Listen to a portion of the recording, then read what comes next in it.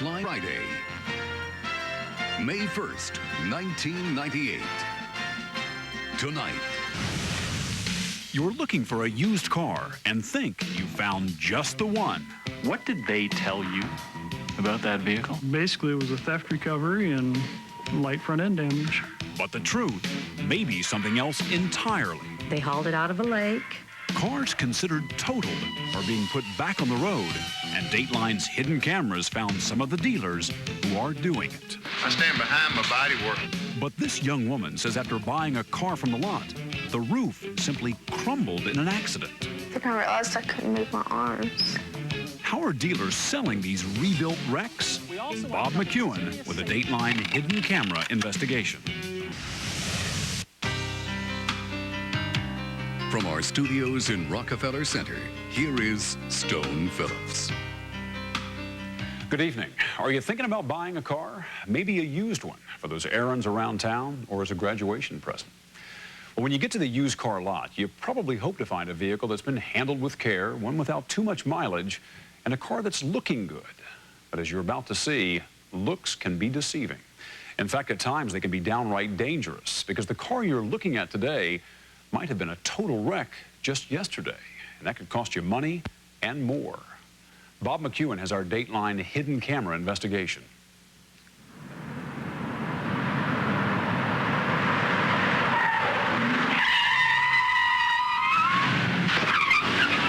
It happens more than 1 million times every year. Cars wrecked in traffic accidents or by acts of nature. Perhaps by raging floodwaters. Cars that are then totaled out by insurance companies. Written off because the cost to repair them is higher than their value. In other words, because it's not worth it to fix them properly. So for total wrecks like these, it's the end of the road, the junkyard, right? Wrong. In body shops and garages across the country, many of these cars get a whole new life. They're rebuilt, then sold through dealerships across the country. And as Dateline discovered, you could be driving one and not even know it. Our investigation found dealers who take advantage of loopholes in the law to hide the wrecked history of cars like these and sell them to unsuspecting buyers. What's more, we also uncovered serious safety concerns about rebuilt wrecks. Rebuilders who cut corners, who do sloppy work that can have dangerous, even deadly results. 2 years ago, Henry and Shirley Cox were killed in a violent head-on collision. It was a painful tragedy for their 6 children. It's hard. I've got the youngest child, and my baby will remember his grandparents from pictures.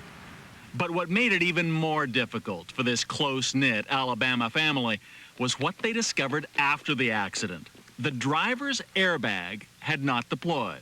And our father has suffered a lot of facial trauma, and the airbag would have protected his face. A head-on collision is precisely the kind of accident for which airbags were designed. The Cox's 1994 Dodge Spirit was equipped with a driver's side airbag. This home videotape the family made right after the fatal crash clearly shows the airbag never came out of the steering wheel. But there was something else about the car that the family didn't know. It was not the first time that Dodge had been totaled. It was pretty toasted. Darrell and Christy LaRose live 2 states over in Louisiana. They're the car's original owners. The Dodge was stolen from their house, and the thieves then set the interior on fire. The seats, the dashboard, the back seat, the carpet, everything was pretty toasted. It was gone. Their insurance company, State Farm, declared the Dodge a total loss and estimated repairs at $8,000. So the car was hauled to this salvage yard in New Orleans and auctioned off to this man, Benny Johnson. I guarantee to buy it in the paintwork on the area that I fixed. Okay. Johnson, seen here on hidden camera, is a licensed rebuilder and car dealer. He bought the LaRose's burnt-out wreck in Louisiana, hauled it back to Alabama, cleaned it up, and sold it to Henry and Shirley Cox. The family says Johnson told them the car fire was no big deal. They said that it had some cigarette burns. Dateline obtained these documents, in which Johnson claimed he'd replaced the car seat and the carpeting. Just $250 in parts to rebuild a car the insurance company said was a total loss, with $8,000 in damage. No, it's impossible. No way. No way. The original owners don't believe Benny Johnson. You had to restore the dash. I mean, half of the dash was melted. The chips and all or whatever in the dash, they had to be all replaced, no doubt. But $250, no way. This is fraud. It wasn't just the seats and the carpeting. No, there was a lot more work done to the car than this. We brought a nationally recognized automobile expert to Alabama to examine the wreck. Forrest Folk is a forensic mechanic who's testified in court cases around the country. Oh, yeah. You can see the soot. He says something else was replaced on that rebuilt car, the airbag. This bag originally came off a car with a blue interior. Folk says his clue was that after the accident, the spray paint on the airbag cover wore off. This is a used airbag. It came out of another vehicle. The Cox family says it was the paint job that fooled their father. And, you know, he was bragging about it having the airbag, and that's why when the airbag didn't work, that's what, I guess, hurt us so bad. It's common for rebuilders to take used parts from one totaled wreck and to use them to rebuild another wreck. Cannibalizing cars, and in some cases cutting corners, is how rebuilders make their profit. If it's not the original, you don't know that it's going to work, that your family's going to be safe in it. The Cox family will never know whether that airbag could have saved their father's life.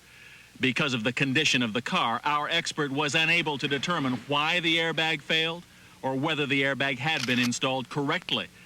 But Dateline has discovered there are serious questions about the quality of some of the work done in Benny Johnson's shop. Well, I want a safe car. I don't want to get in a death trap. Mildred Perkins wanted to give her daughter Emily a high school graduation present she'd never forget. An honor student, the drum major at her school in Alabama, voted most likely to succeed.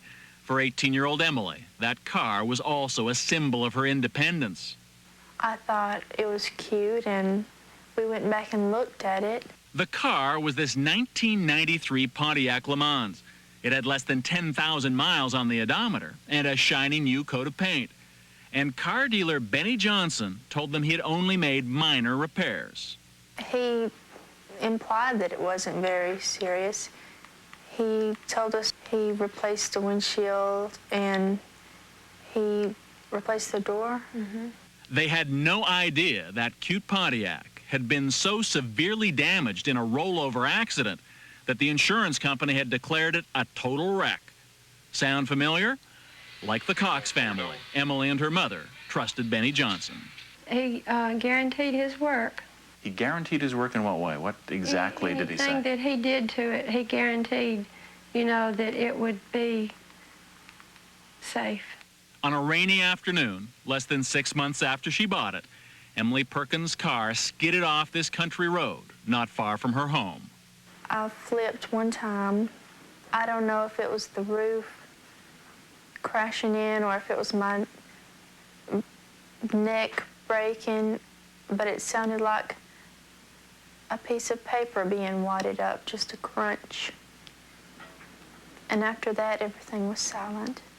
The Pontiac's roof had completely collapsed all the way down to the dashboard, breaking Emily's neck and trapping her in the car. And then I thought, well, I could probably climb out of here and climb up onto the road.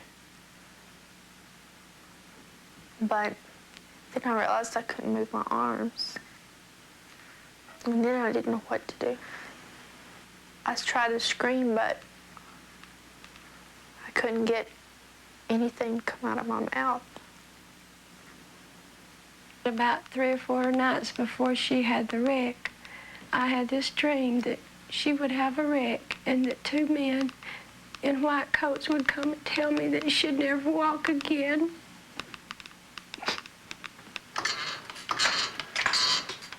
The nightmare came true.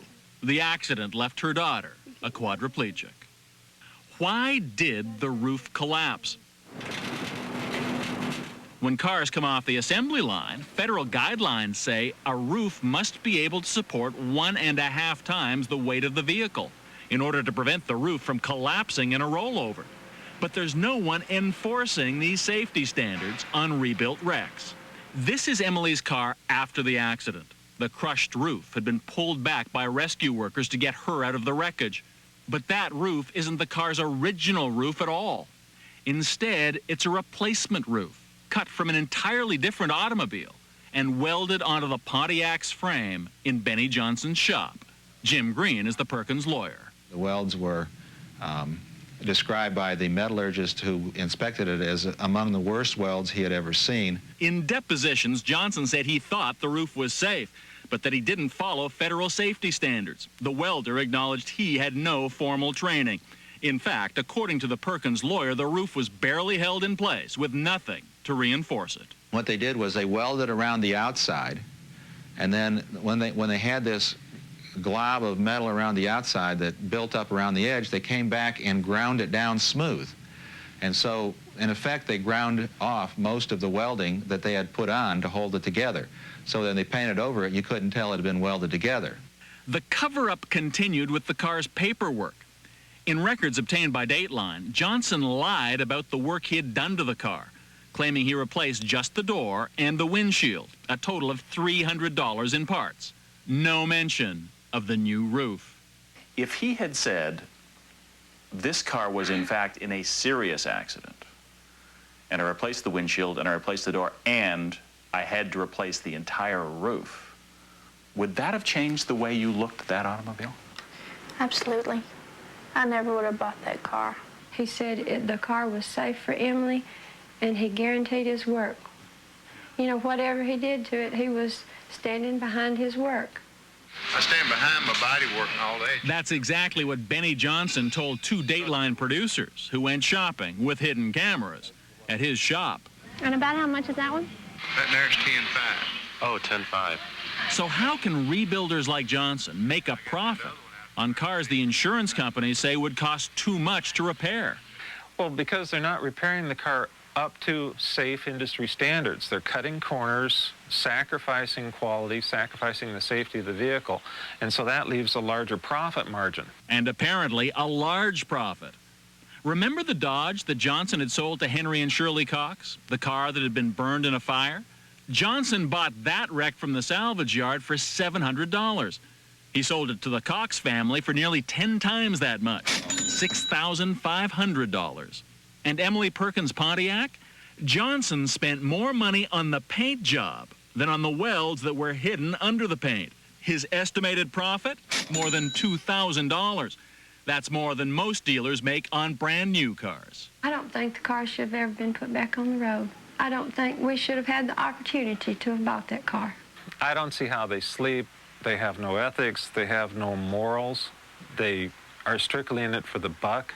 It's just an incredible ripoff. Benny Johnson says he did tell Emily Perkins about the roof before he sold her the car. He settled a lawsuit for an undisclosed sum, money to help cover her medical expenses. We wanted to ask Benny Johnson about the cars he sold to Emily Perkins and the Cox family, but he refused our repeated requests for an interview. So we went to see him. Mr. Johnson here. Put that son of a bitch back in the truck and leave. I don't want y'all. Mr. Johnson, I'm Bob McCune from Dateline Embassy. Y'all get out of here. I don't want y'all. We'd like to talk to you, if we could, about the cars you sell I'll here. call the sheriff if y'all don't leave. I don't want y'all here. We'd just like to ask a couple of questions.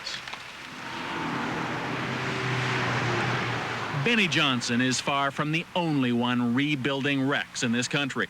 Estimates are that 1 million cars a year, totaled by insurance companies, end up right back out on the road. So what are the chances the car you're driving is one of them? When we come back, how some dealers take advantage of state laws to hide rebuilt wrecks, and how you can find out if you're driving one. From our studios in New York, here again is Stone Phillips. Returning to our investigation, millions of rebuilt wrecks have been put back on the road, and that could be putting you in danger. There are cars listed on insurance company records as totaled, complete losses, but often their history is hidden as the cars move from state to state. How's it done? Here again is Bob McCune. 2 years ago, when Hurricane Opal hit the Florida Panhandle, the rising sea, relentless wind, and driving rain devastated this region and almost everything in it. But if you think you escaped the effects of that hurricane just because you live, 1,000 miles away from here, don't be so smug. Some of Opal's wreckage just might be parked in your garage. Among Hurricane Opal's casualties, thousands of automobiles worth more than $10 million that were totaled by insurance companies. With the water intrusion, especially salt water, the bodies begin to rot, literally from the inside out. Forrest Folk, a nationally recognized automotive expert, says those cars are scrapped for good reason. Everything from servos and switches to motors to relays, everything electrically stops working or short circuits. The potential is great for a fire. The state of Florida declared all of these vehicles to be junk, wrecks that are supposed to be sold only for scrap or spare parts. Sold at salvage auctions like this one, held shortly after Hurricane Opal. You can see that all the cars are clearly marked unrebuildable. But the bidding is intense. Buyers come from as far away as Pennsylvania. And listen to what they're saying. 90% of them will be back on the road somewhere. Oh yeah, that's an easy fix.